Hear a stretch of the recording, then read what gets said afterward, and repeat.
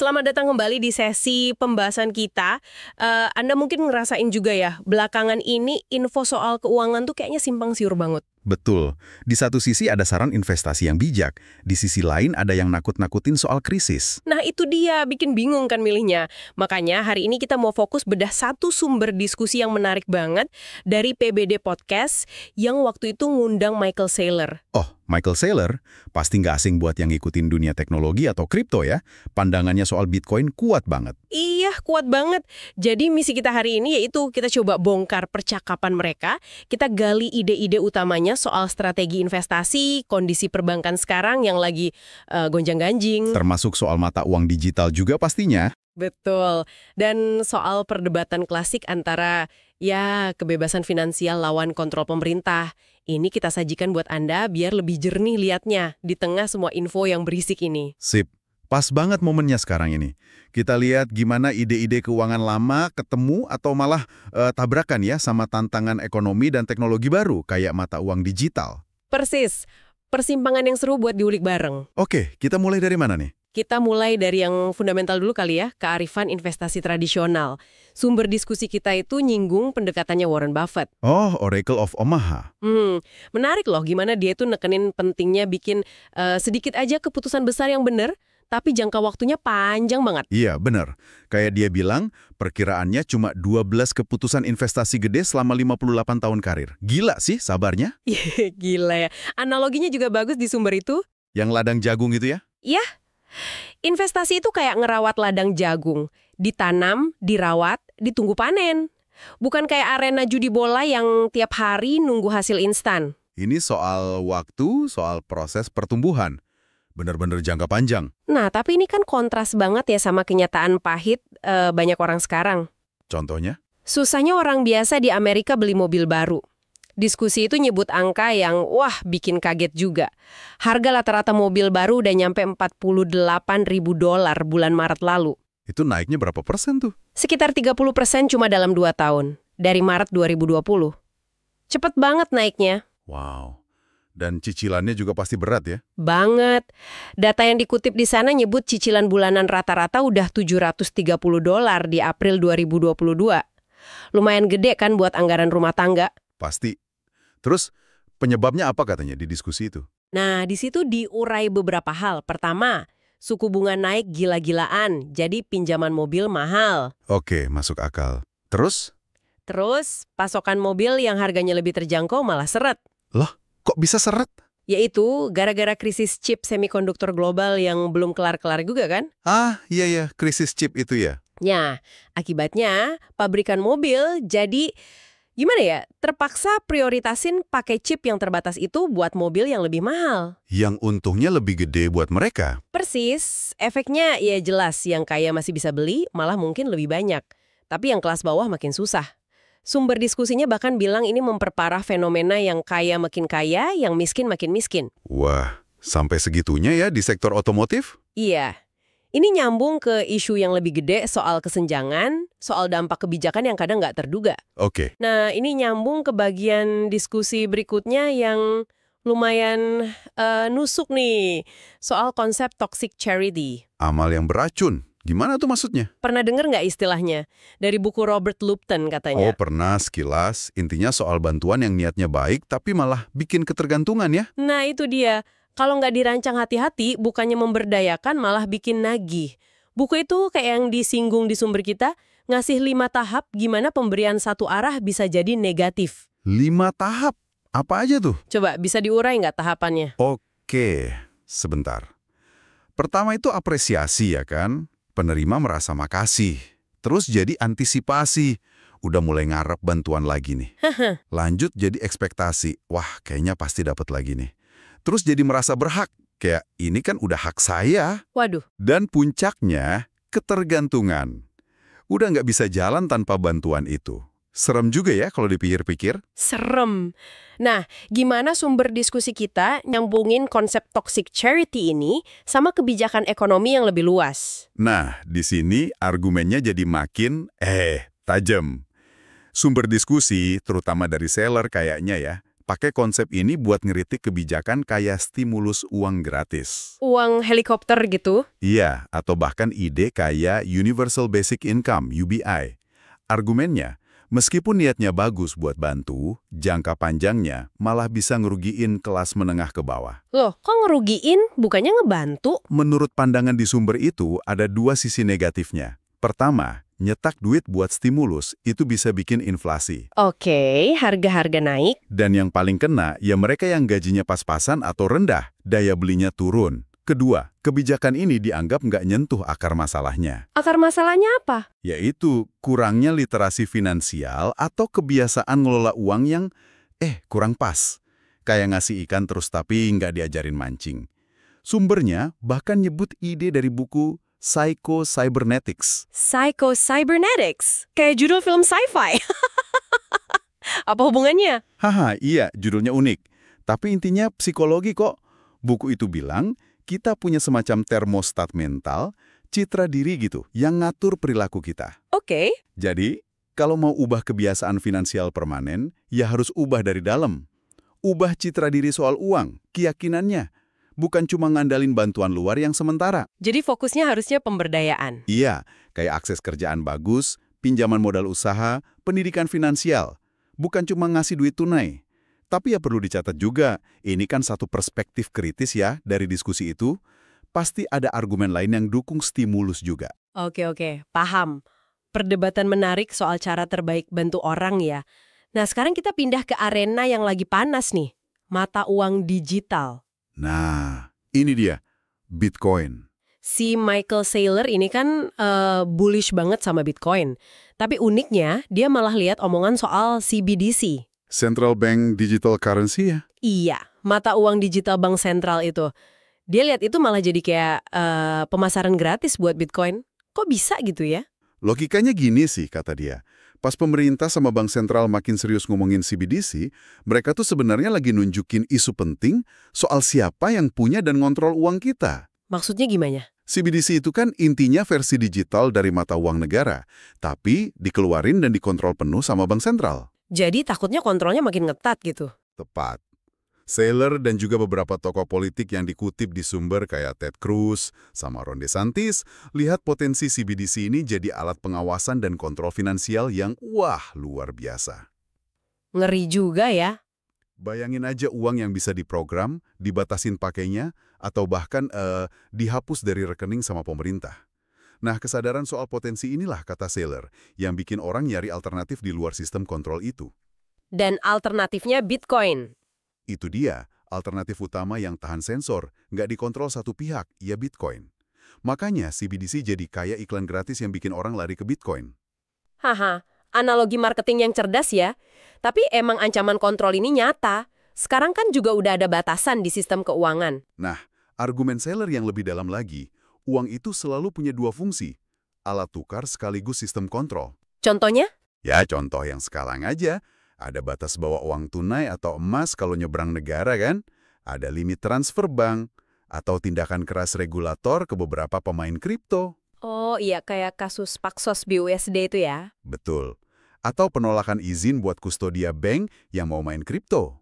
Semua itu, menurut dia, bukti fungsi kontrol uang oleh negara. Oke, tapi emang implementasi CBDC di negara gede kayak Amerika Serikat bakal cepat kejadian? Saylor sendiri di diskusi itu agak skeptis sih soal implementasi skala penuh di AS dalam waktu dekat. Alasannya dua. Apa aja tuh? Pertama, teknisnya. Pemerintah dianggap belum siap teknologinya buat bangun dan ngelola sistem CBDC yang aman dan efisien sendirian. Kedua, politiknya. Ada penolakan gitu? Iya, lumayan kuat dari macam-macam kubu politik. Demokrat, Republik, mungkin alasannya beda-beda, tapi banyak yang khawatir soal privasi, potensi disalahgunain, sama dampaknya ke bank-bank biasa. Jadi, bukan cuma soal teknologi ya, tapi udah masuk ke pertarungan ideologi. Persis. Ini babak baru debat klasik antara privasi individu lawan pengawasan negara. Cuma sekarang arenanya digital. Saylor lihatnya ini kelanjutan sejarah panjang. Sumbernya bilang, dia nyebut karya sejarawan Murray Rothbard soal perjuangan mirip di zaman kolonial Amerika. Wah, jauh juga ya tarikannya. Jadi isunya lama, cuma wadahnya baru. Pertarungan ideologi yang terus berlanjut. Dan ini langsung nyambung ke inti argumen Saylor lainnya, justru karena sistem perbankan tradisional sekarang lagi rapuh, itu jadi pendorong utama orang lari ke Bitcoin. Nah, ini argumen utamanya dia nih. Krisis kepercayaan. Maksudnya? Ya, waktu bank-bank yang kita anggap aman, mulai goyang, bahkan tumbang. Sumbernya kan nyebut jelas, itu Silicon Valley Bank, First Republic, Signature Bank. Iya, yang baru-baru ini rame itu ya. Nah, kepercayaan orang ke sistem bank dan mata uang negara itu sendiri jadi terkikis.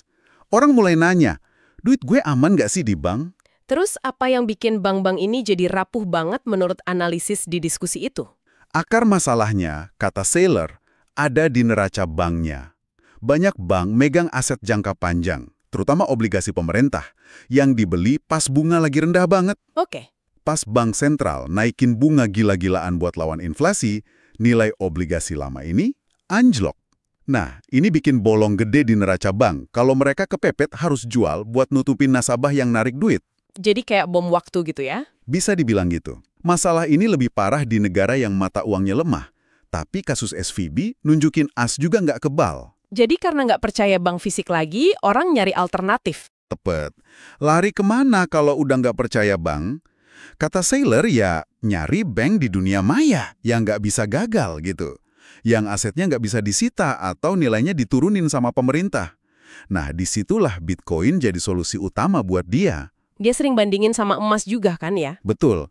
Dia sering kontrasin Bitcoin sama emas. Apa aja keunggulan Bitcoin dibanding emas menurut dia? Ada beberapa poin kunci. Pertama, self-custody, penyimpanan mandiri. Pakai Bitcoin, Anda bisa benar-benar pegang kendali aset sendiri lewat private keys. Yang slogan not your keys, not your coins itu. Nah, itu dia.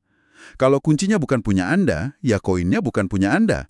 Ini ngasih kedaulatan finansial yang susah dicapai pakai emas fisik jumlah gede. Oke, self-custody. Terus? Kedua, portabilitas. Mindahin Bitcoin miliaran dolar itu gampang banget kayak kirim email. Coba mindahin emas segitu banyak. Repot banget pasti logistik sama keamanannya. Banget. Ketiga, kelangkaan yang pasti secara matematis. Cuma bakal ada 21 juta Bitcoin. Beda sama emas, kita nggak tahu pasti berapa banyak lagi yang bisa ditambang. Terakhir, risiko rehypothecation emas di bank. Wah, istilah baru lagi nih, rehypothecation. Apaan tuh? Haha, ya ini istilah teknis finansial. Gampangnya gini, risiko di mana bank pakai aset titipan Anda, misalnya emas atau saham, buat jaminan transaksi mereka sendiri. Seringnya tanpa bilang-bilang. Jadi aset kita dipakai muter lagi sama bank? Kurang lebih gitu. Ini bikin klaimnya jadi berlapis. Kalau banknya bangkrut, bisa jadi susah dapat aset kita balik utuh. Nah, risiko ini, kata Saylor, gak ada di Bitcoin yang kuncinya kita pegang sendiri. Paham. Risiko pihak ketiga hilang ya. Terus gimana respon pemerintah soal krisis bank ini? Kan ada belot tuh. Nah, ini poin penting lagi dari argumen Saylor. Dia lihat, bailout itu, ya mungkin perlu jangka pendek buat nahan panik, tapi masalah gede buat jangka panjang. Kenapa gitu? Karena bailout itu kan intinya dibiayain pakai nyetak duit lagi, atau jamin simpenan pakai janji duit masa depan. Ini nambah jumlah uang beredar. Ujung-ujungnya? Inflasi lagi? Betul. Inflasi makin parah, nilai mata uang fiat makin turun. Jadi solusi jangka pendek malah bikin masalah fundamentalnya. Devaluasi mata uang makin parah. Kayak lingkaran setan ya jadinya. Cetak uang, inflasi, nilai turun, butuh cetak lagi. Nah, makanya kata Saylor, siklus ini tuh iklan terbaik buat aset yang pasokannya terbatas, nggak bisa dicetak sembarangan sama politisi atau bank sentral. Yaitu Bitcoin. Itu dia. Ini ngarah ke strategi alokasi aset yang dia saranin di diskusi itu. Gimana rekomendasinya dia secara garis besar? Cukup simpel sih. Pertama, pegang cash mata uang lokal secukupnya aja buat pengeluaran jangka pendek, mingguan atau bulanan lah. Oke, buat sehari-hari.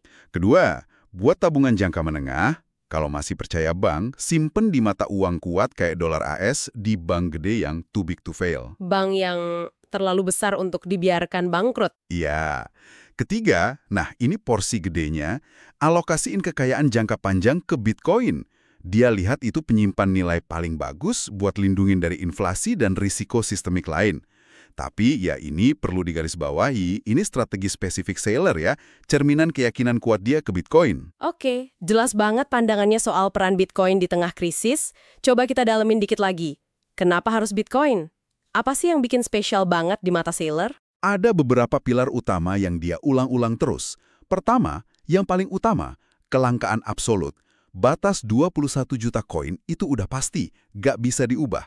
Beda banget sama mata uang fiat atau emas sekalipun. Oke, kelangkaan. Kedua, desentralisasi. Gak ada bosnya, gak ada kantor pusatnya. Gak ada satu pihak yang ngontrol jaringan Bitcoin. Ini bikin dia tahan banget sama sensor atau kalau mau dimatiin pemerintah. Dan tadi soal kepemilikan mandiri itu ya? Betul, itu poin ketiga. Kemampuan self-custody. Bisa jadi bank buat diri sendiri, pegang aset digital tanpa perantara. Ini revolusi hak properti menurut dia. Itu inti dari not your keys, not your coins. Sip. Ada lagi? Keempat, keamanan jaringan. Lewat mekanisme proof of work dan kekuatan komputasi global yang melindunginya, Bitcoin dianggap jaringan moneter paling aman yang pernah ada. Sumber diskusi juga nyebut soal Bitcoin halving kan? Yang mau datang lagi, itu relevan gimana? Iya, Bitcoin halving yang kayaknya sekitar April 2024 nanti ya. Itu kan momen di mana hadiah buat penambang Bitcoin dipotong setengah. Jadi Bitcoin baru yang tercipta makin dikit. Betul, makin langka seiring waktu. Nah, kejadian ini kan kira-kira tiap 4 tahun. Secara sejarah, sering jadi momen orang makin ngeh soal kelangkaan Bitcoin, dan harganya juga sering ikut naik. Oke, jadi memperkuat narasi kelangkaannya ya. Tapi belakangan ini kan ada fenomena baru tuh di Bitcoin. Kayak ordinals, NFT di Bitcoin gitu. Itu bukannya malah aneh ya, bertentangan sama ide Bitcoin sebagai uang murni? Nah, ini menarik nih dari diskusi itu. Saylor malah lihat fenomena ordinals ini yang bikin data kayak gambar atau tulisan bisa diukir di Satoshi. Unit terkecil Bitcoin itu ya? Iya, dia malah lihat ini sebagai perkembangan positif. Loh, kok positif? Karena ini nunjukin ada permintaan beneran dari pasar buat manfaatin keamanan dan keabadian jaringan Bitcoin untuk nyimpen data yang dianggap berharga. Orang rela bayar ongkos transaksi lebih mahal buat naruh prasasti digital mereka di blockchain paling aman ini. Jadi meskipun bikin biaya transaksi naik, itu bagus. Menurut Saylor, iya. Biaya transaksi yang lebih tinggi ini jadi sumber pendapatan penting buat penambang. Ini bikin jaringan tetap jalan jangka panjang. Apalagi nanti kalau semua Bitcoin udah ditambangkan, hadiah bloknya hilang. Oke. Buat keberlanjutan jaringan ya? Selain itu, dia bilang fenomena ini bakal narik lebih banyak energi developer balik ke Bitcoin. Karena orang sadar nilai fundamental keamanan dan desentralisasinya. Orang bakal bayar mahal buat kebenaran, buat integritas data yang dijamin Bitcoin. Jadi ini bagian dari debat juga soal fungsi utama Bitcoin ke depan ya? Cuma nyimpen nilai kayak emas digital atau bisa jadi platform buat yang lain? Tepat banget.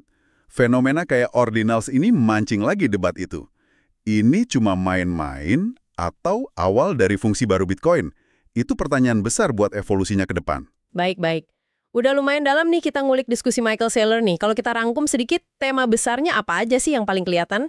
Ada beberapa benang merah yang kuat ya.